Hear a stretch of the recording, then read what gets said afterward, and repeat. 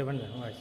ఈ రోజున 11వ తారీఖు జరగబోయేటువంటి అసెంబ్లీ సమావేశాలకి మీ 11 మంది ఎమ్మెల్యేలు అసెంబ్లీకి రమ్మని అడిగితే జగన్మోహన్ రెడ్డి గారు తన యొక్క 11 మంది శాసనసభ్యులతో వచ్చి గవర్నర్ గారి ప్రసంగం మొదలు పెట్టిన వెంటనే 11 మంది కూడా 11 నిమిషాలు ఉండకోకుండానే ప్యాకప్ చెప్పుకుని బౌన్సర్స్ చేత బయటికి గెంటివేయబడ్డారు. అంటే ఎంత నీచానికి వైసీపీ ఓడిగట్టిందని అది అర్థమవుతా ఉంది. ఇదేనా మీ చిత్తశుద్ధి?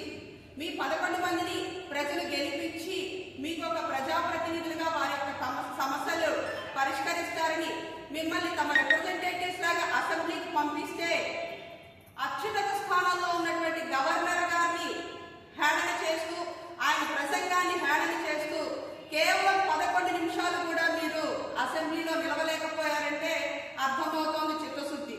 ఇదిగో ఇక్కడ మేము మా 11 మంది ఉన్నాం. మీ యొక్క సిగ్గులేనితనాన్ని, మీ యొక్క ప్రజలకు చిత్తశుద్ధి లేనితనాన్ని ఈ రోజున రాష్ట్ర వ్యాప్తంగా కూడా అందరూ చూస్తూ ఉన్నారు.